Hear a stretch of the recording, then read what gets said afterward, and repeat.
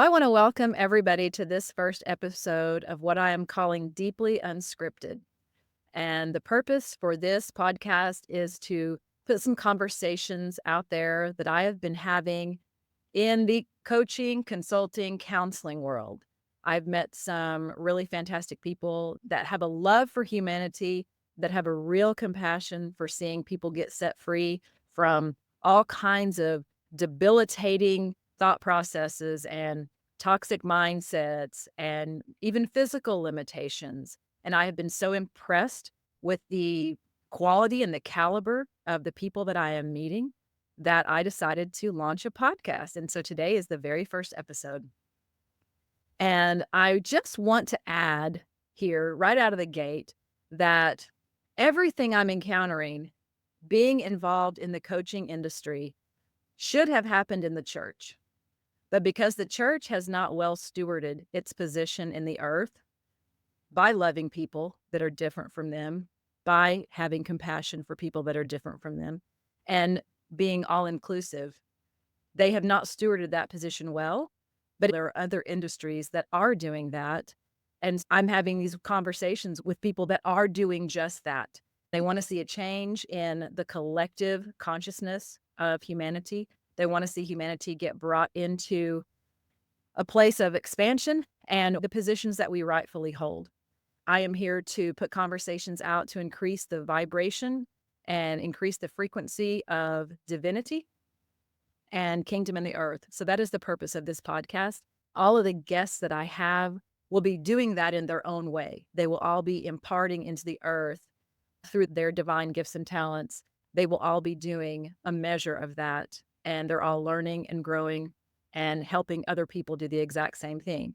So today, for my very first episode, I am so pleased to have my friend and my associate, Rachel Tamilio.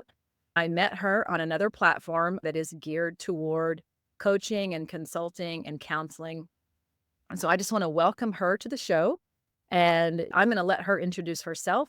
And she will also be mentioning how you can get a hold of her, what her resources are. I just want to welcome you to the show, Rachel. I'm so glad that you took time out of your schedule to be on here with me today. So welcome. Thank you, Clarissa. I am so honored to be on this first episode of your show. Thanks so much for having me. Yeah, it's exciting. And I want to say, with all this hair that you and I have going on, we're about to break the internet. We're like Charlie's Angels up in here. This is like a lot of beauty to start out with. So we're about to break it. Okay. So I'm going to ask the question just to kick this thing off. I'm going to start out each podcast with one question. And in the conversation, we'll just take the natural twists and turns that it takes. And I hope you enjoy it. So the question here is that I know every coach has a story. Everybody that has ended up in the service industry of coaching, consulting, counseling, any of the healing services, they all have a story. It could be an experience, it could be a realization that called them into the work that they're doing in this industry. What was your pivotal moment in your own life that led you into coaching, that led you into doing what you're doing now? And how does that personal journey shape the way that you guide others today? That's a loaded question.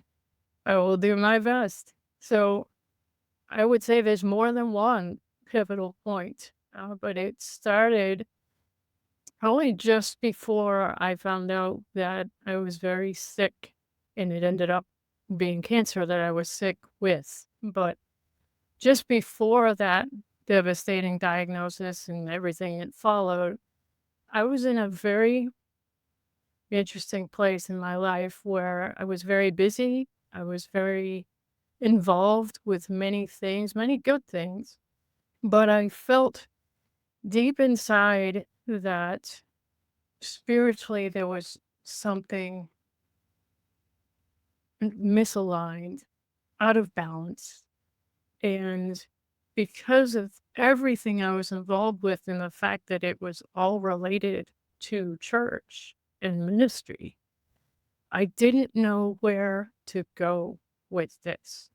I felt it so strong in my heart, but I didn't know where to go. And I knew that anyone that I thought about talking with, my own family, and close friends would pretty much not be able to see what I was saying objectively, and I had nowhere to go.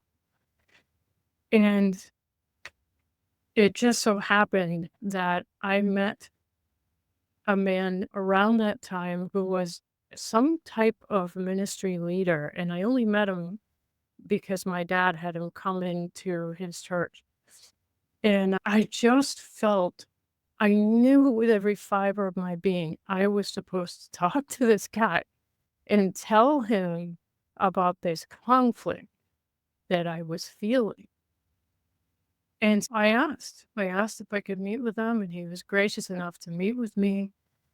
And I told him what was going on. And I remember I was all choked up. I could barely get it out.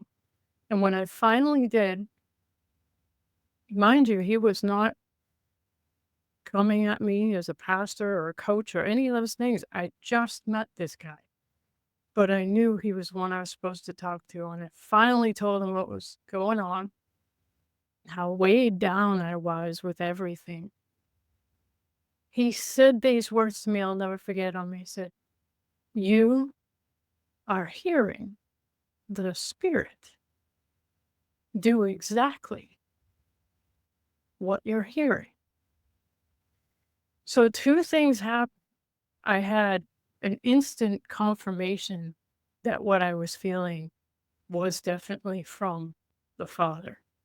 And secondly, I knew that someone I just met put that amount of trust in me and told me to trust myself because I was actually hearing something that was very important to where I was at in life at that time.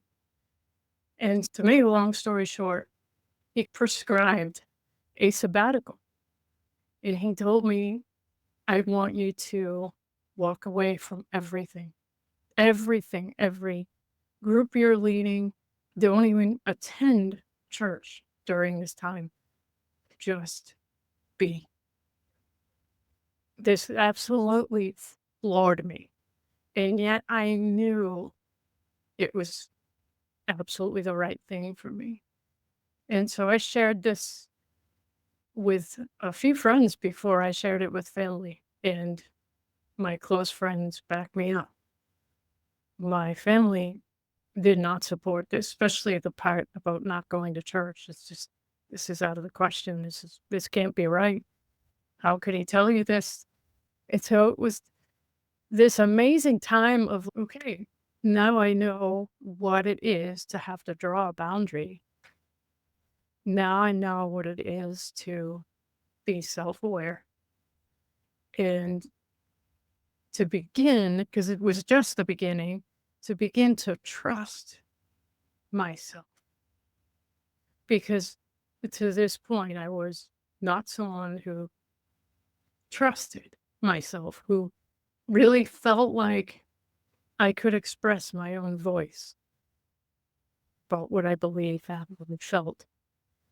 And so it was basically the memory of this one event that would come up years later after I barely survived the episode with cancer. And I was trying to figure out, okay, where do I go from here? Life is obviously going to look very different.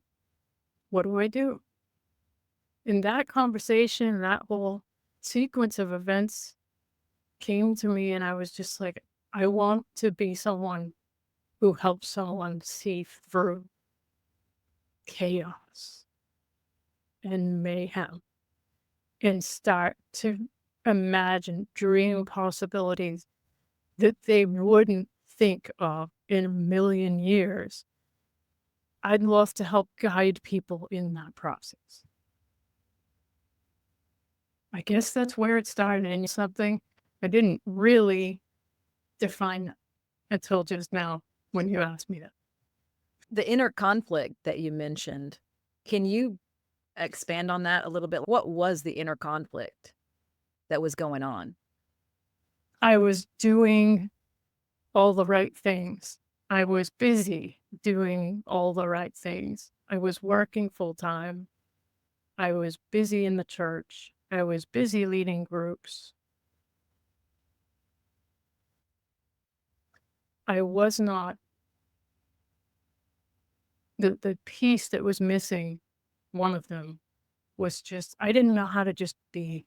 I was surrounded by responsibility and took on responsibility from a very young age.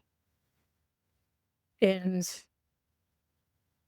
a lot of it truly was it's who I am. It's how I was designed, but there were times too that it was also a happy distraction, a way of not dealing with what I was really thinking, feeling, curious about.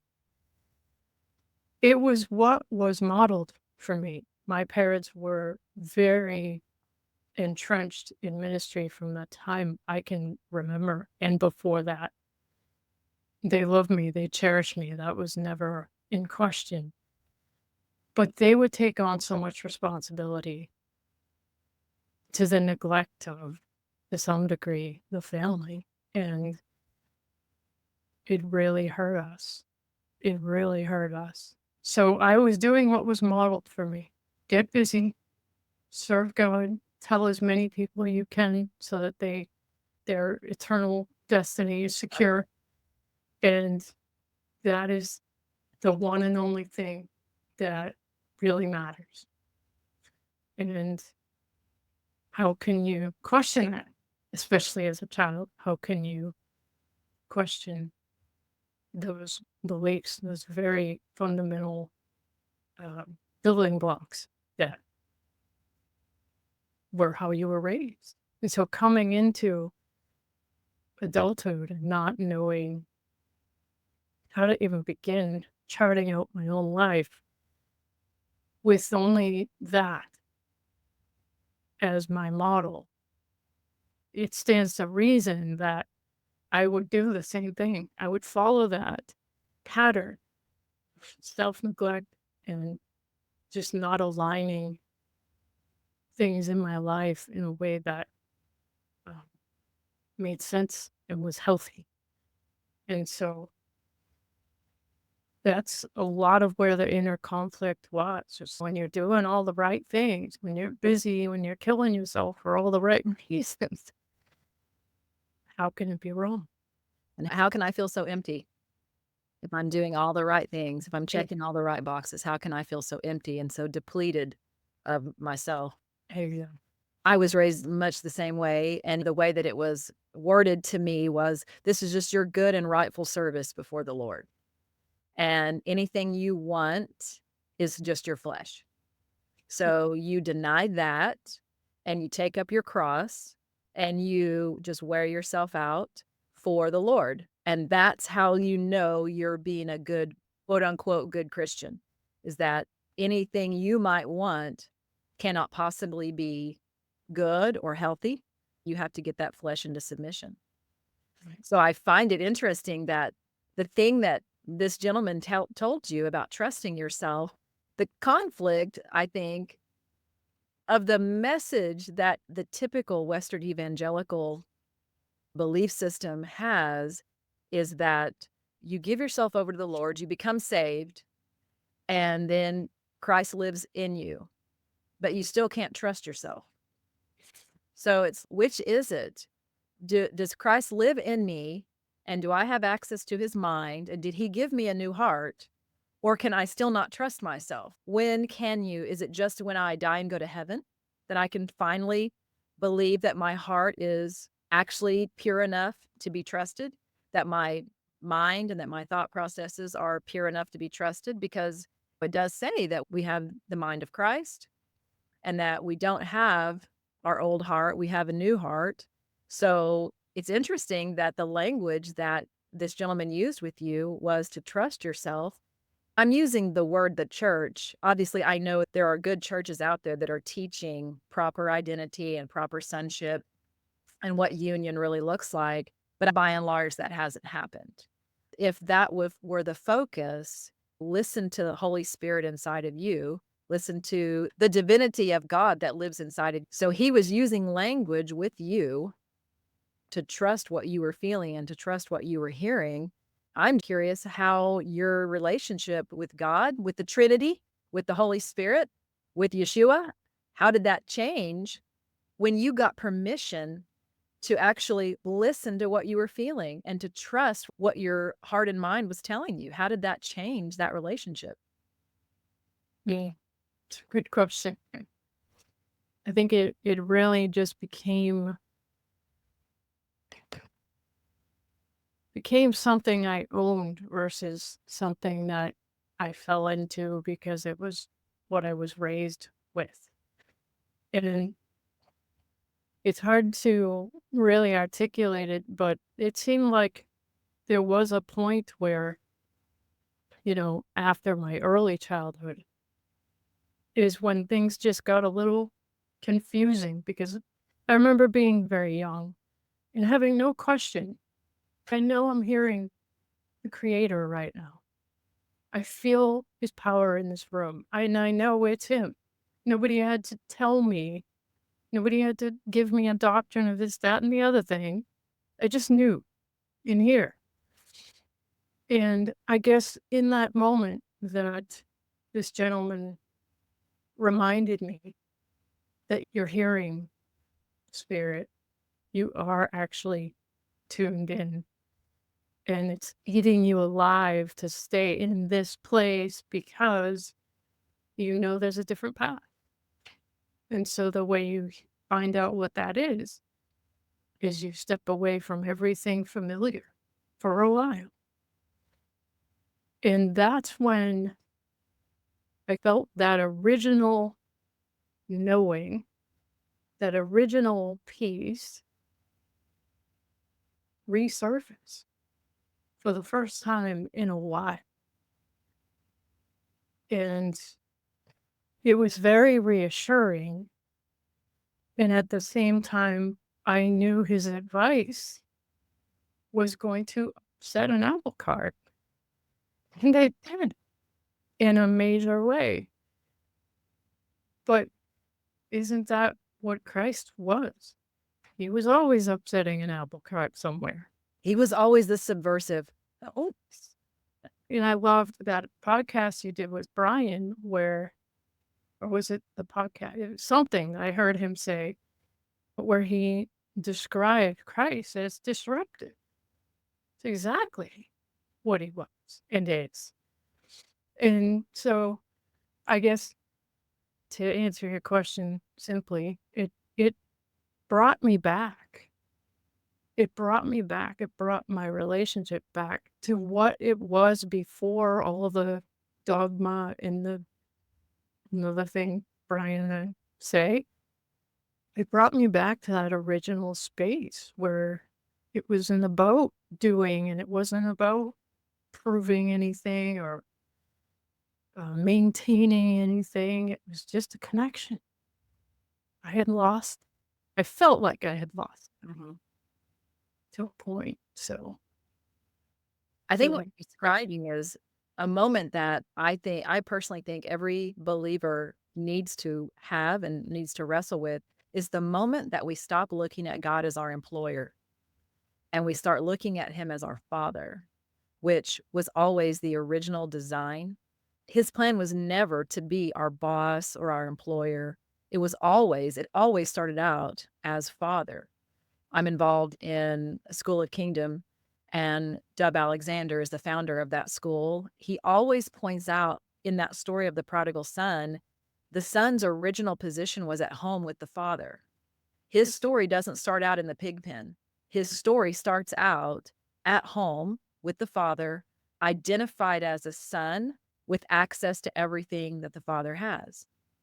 It wasn't until he chose to disconnect himself and go take his inheritance and go spend it on women, wine, and song that he realizes that my place is at home with my father. So our point of origin is with the father. It's not working for him. It's as a son or daughter. And so I think as long as we have the face of an employer on the face of God, then we will feel like we have to just do our good and rightful service before the Lord. And it doesn't matter if it drains us because we're going to get a really big reward in heaven. But if we don't make that shift from employer to father, then we miss out on exactly what you're talking about. We miss out on that inner knowing, on that inner voice. It's relational with the father versus transactional with the employer.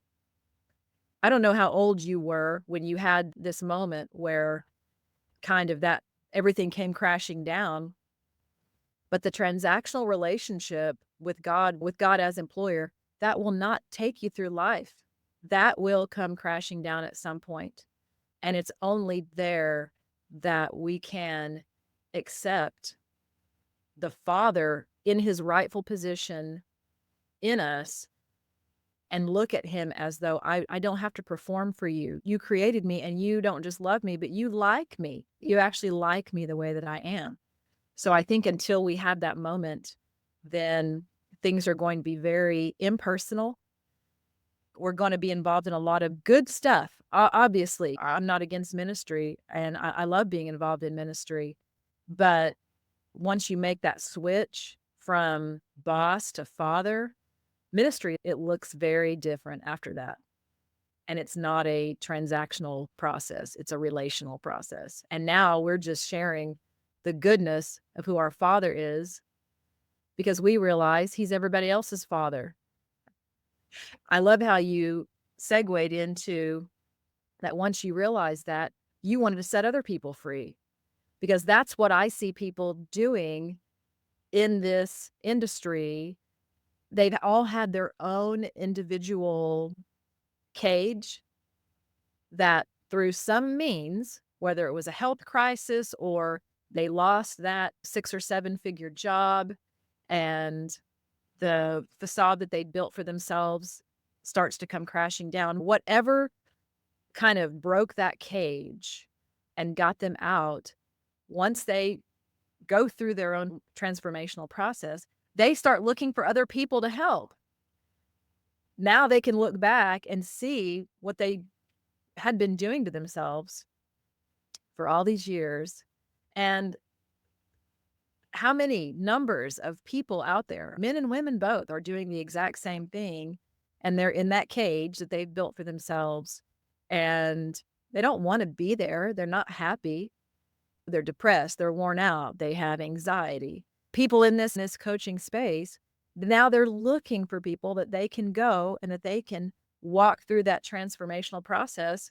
And it doesn't always even have to look like a relationship with God because there's plenty of people in this space that are not believers, but they believe in freedom.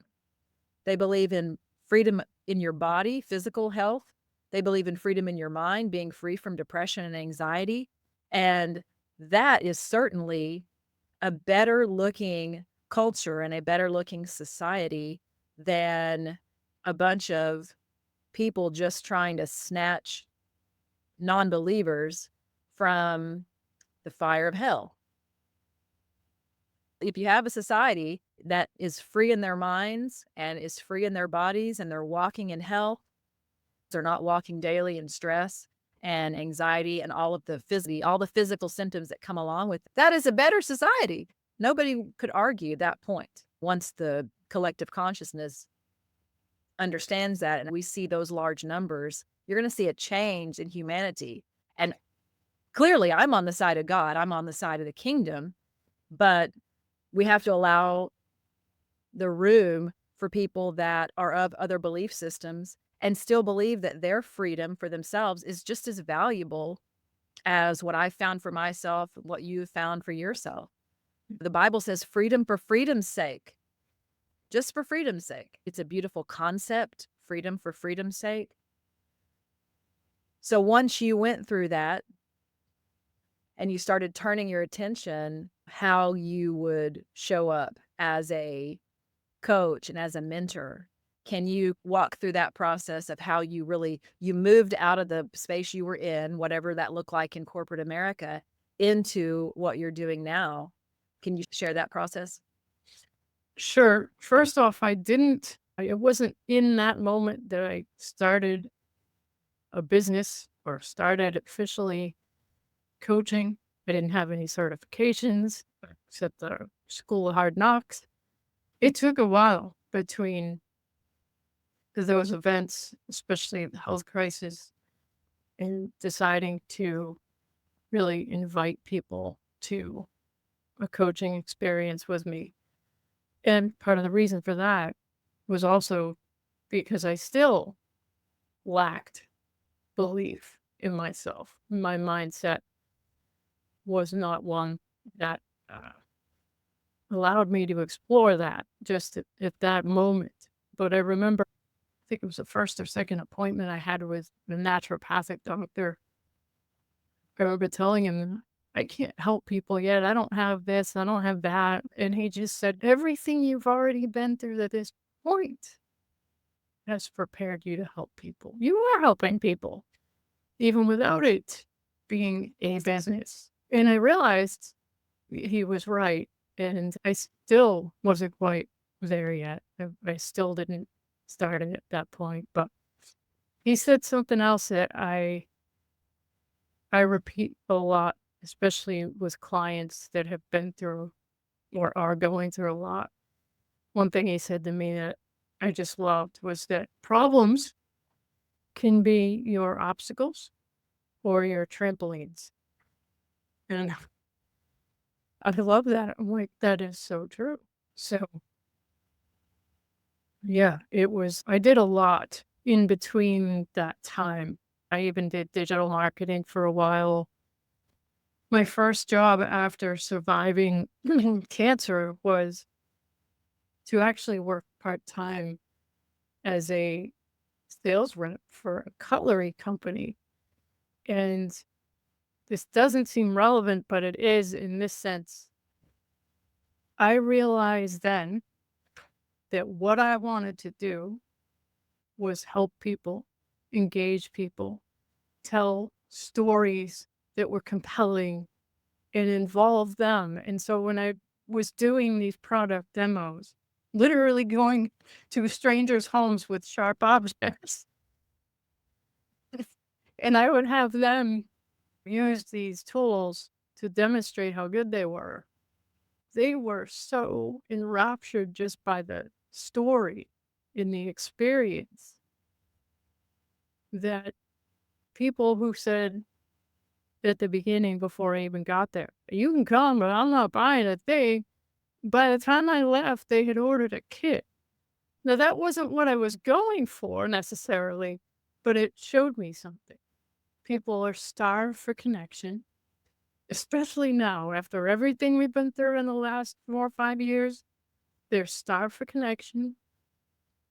They love a compelling story, and they love being involved in that compelling story. And I just thought, everybody has a story. Everybody has a compelling story. And so in coaching, that is something that I guide people through, seeing what I call flashpoints in their life that show them this is the path that you really want to be on. Maybe you're afraid to be on it. Maybe somebody told you somewhere along the line that you're not allowed to be on it. But this is in your design. This is your path.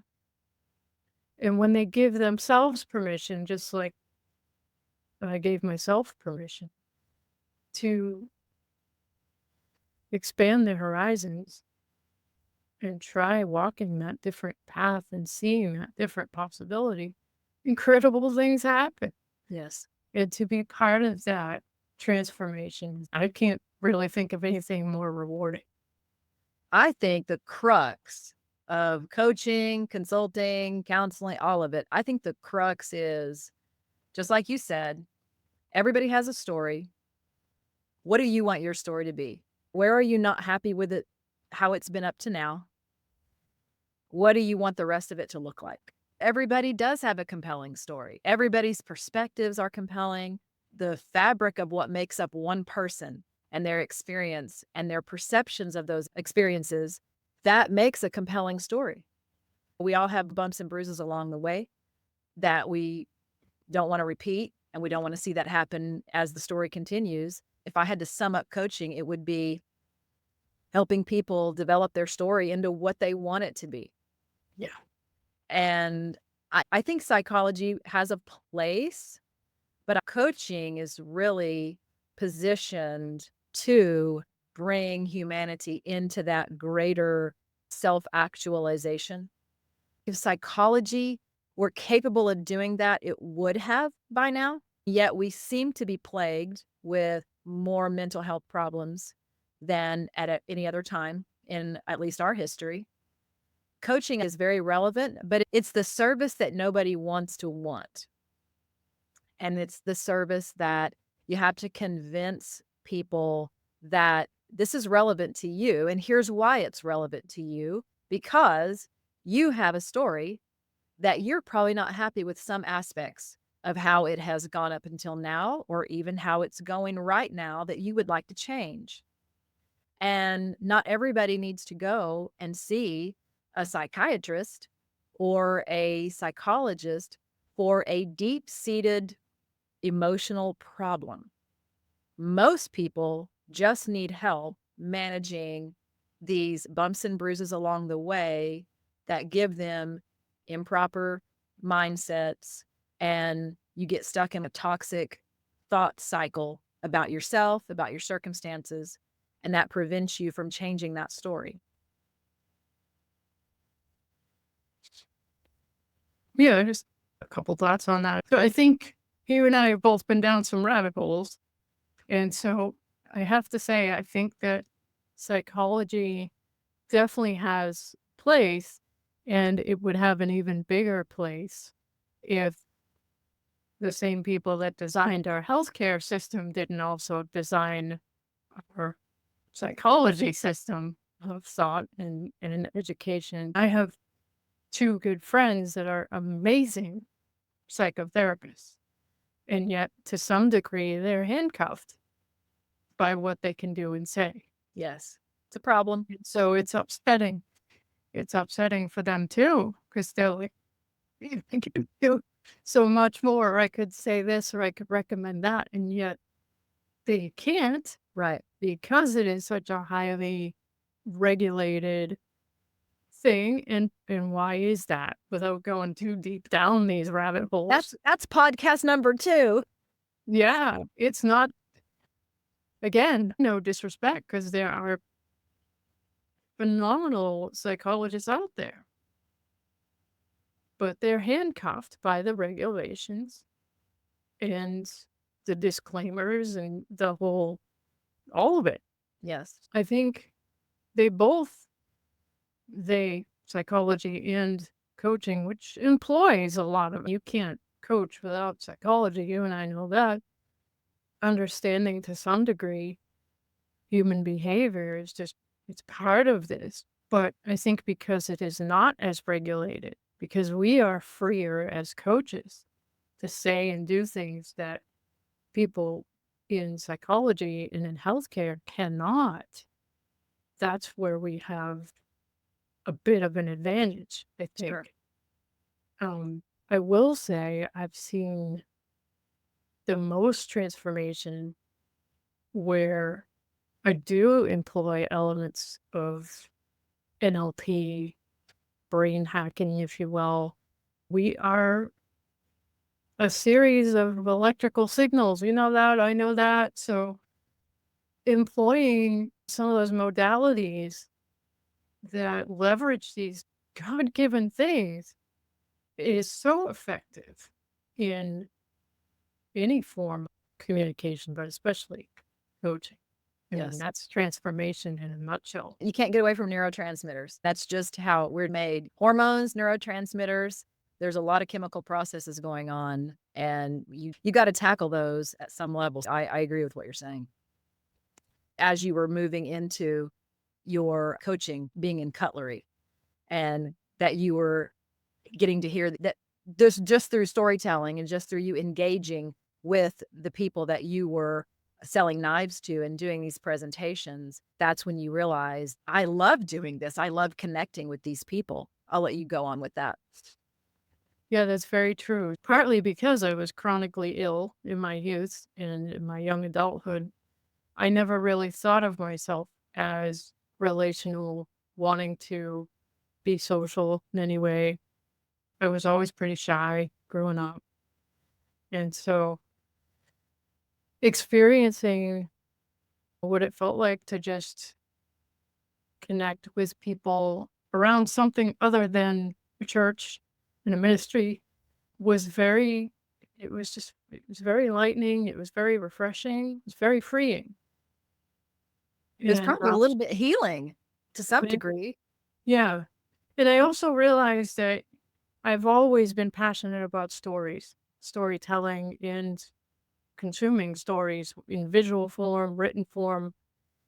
And even though I used to write, I realized then it wasn't the writing that I loved, it was the story. So they say, write what you love to read. I love to read stories and I love to tell stories. And so I just started down that path of this part-time cutlery thing.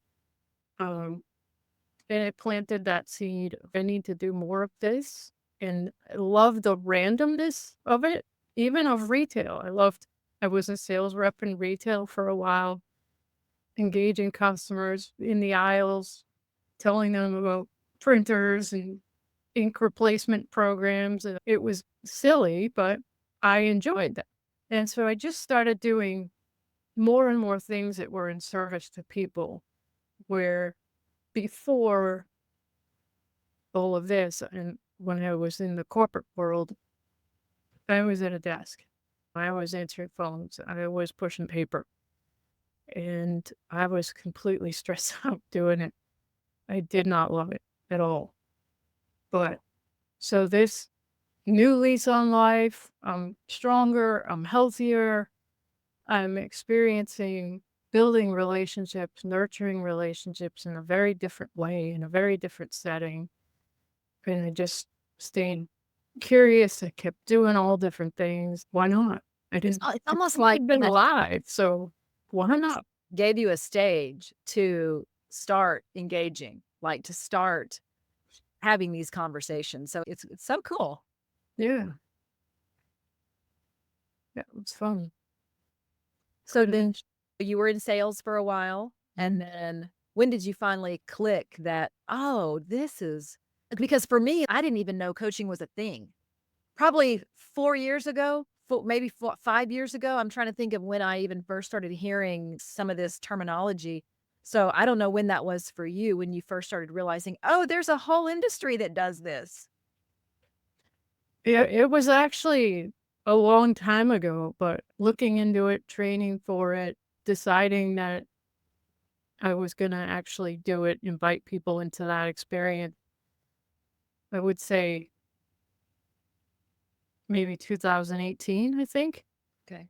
But I was like I said, I was always in that role, and we talked before about they didn't even call it coaching before. It Right. was just called leadership, and as you heard, I was always doing so it I didn't really think of it as a defined thing, and as you can tell, I still don't. It's like, when did I start doing when was I not do Exactly. maybe I didn't have the certifications and all that stuff, but I've always had that role. But before that, I was doing digital marketing and I was consulting with small business owners that wanted a digital presence. And I I was doing that and I realized the best piece of this is the part where I'm consulting with people. I don't love doing the actual marketing. I do love design, but not necessarily web design. I do love a creative process, but not so much the digital creative process. And so eventually I was just like, I'm just going to do coaching and not worry about this digital marketing stuff. And I think it was good timing because with AI, there's so much people can get done in a heartbeat without involving a single human. But I feel like that coaching is something AI is not ever going to be able to do because you need a soul. Yes. And we have those. I've heard of readers, and just because you love to read doesn't mean you also love to write. I know you read and write, I read and write, but other people that I know that love to read, they don't necessarily love to write, but they are fearful about AI taking over the writing space. And I said, here's the thing, writers are going to write. Writers are not going to use AI to write for them because writing is a therapeutic process in and of itself. And people that are writers at heart, they will never let that be replaced. Now, that doesn't mean they won't go to AI for an idea or maybe how to word better a section or a sentence, but a writer is never going to give up the writing process. It's too valuable. It's too personally valuable, even if nobody ever reads what they're writing. So I stand by that. AI can do a lot of things, but like you're saying, it doesn't have a soul. And there are processes that people in certain spheres are not going to give up that process just for the sake of AI because they love the process. You said, I agree. So you finally just decided that coaching was just going to be it. Yeah, it's not, again, I still have other interests and it'll always be that way. Probably there are other things I do, but my main thing is coaching. You mentioned helping people see through the chaos and the mayhem. I know just in your life and my life, we have seen what chaos and mayhem can do. And there's certainly people other than ourselves that have experienced even a greater degree of disruption and pain and heartache because of chaos and mayhem. But if you would, just to expound on that, when somebody comes to you and they may not even really know the depth of transformation that they're seeking, but they know something isn't right. I don't feel good.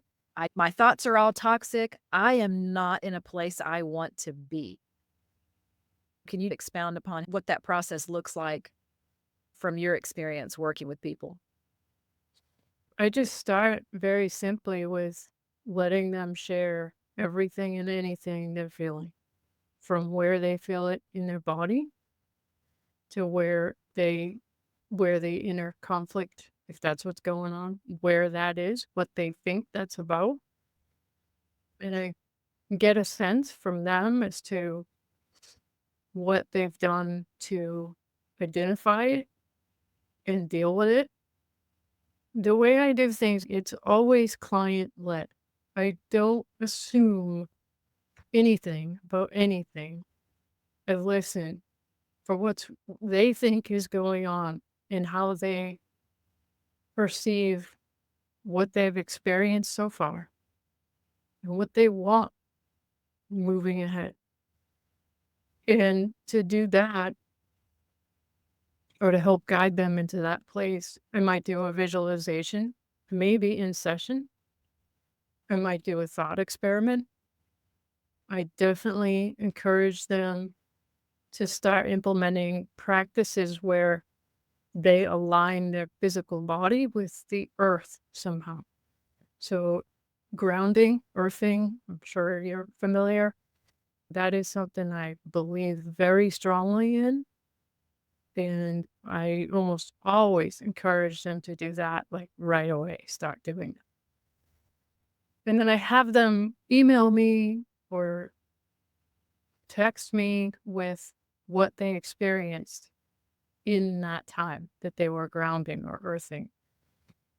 It's just amazing. Like, Yeah. I remember one person saying, since I've been doing this, suddenly I'm noticing the birds sound different from season to season. I've never noticed that before. It's beautiful. I have less anxiety. I have less inner conflict. I have more peace. And it's just amazing the things that come back when they start just going out into nature and recognizing they're they're part of a whole and they're connected to the creator. Yep. And allowing them or encouraging them to implement practices that remind them of this in a regular way. So that's where I start. And from that first session, usually that happens in the first 2 sessions, maybe 3, depending on the client. I hear back from them what's been going on, what the internal landscape is at that point. From there, we pivot to the next phase, which again is going to be very different based on who they are and what they're going through. Right. Um, I love that. I love that you're connecting people with creation. One of the rabbit holes that you and I haven't gone down is quantum mechanics. I'm down there. How we are connected to creation. We just are. Creation has been subjected to futility, not because of creation, but because humanity, sons and daughters, have not realized mandate to bring creation out of futility, but in little ways, like what you're having people do. Get outside, connect with creation. Oh my gosh, the birds sound different in different seasons. Who would have thought that? Planting your feet on the ground and going out and actually making that physical connection. I happen to have a yard full of stickers, so I have to be careful when I go outside barefoot. But even if I go out on my patio, so I have a wooden deck, but if you step off the wooden deck, now you're stepping onto a stone patio. Even if I step onto that stone patio, there is an electricity that I can feel differently from leaving the tile in my house to the wood on my deck to the stone on my patio and then to the grass. If I can find a patch of grass where I can walk around a little bit without any stickers, it's incredible. And the healthier you get mentally and physically, you're aware of it even more. And creation will start responding to you differently. Once your little slice of creation, whatever that looks like, once it starts seeing you're engaging with it, it will react to you differently because it knows, creation knows that we are quantumly connected. Yeah. So I just heard something just yesterday, and I have no way of validating this, but I'm just going to throw it out there because it makes sense to me, and I thought it was really cool. Is that somebody said if you take a seed, any seed at all that you're going to plant, and you put it in your mouth, and you just cover it with your saliva, that seed will create in and of itself the nutrients that it sees your DNA is lacking.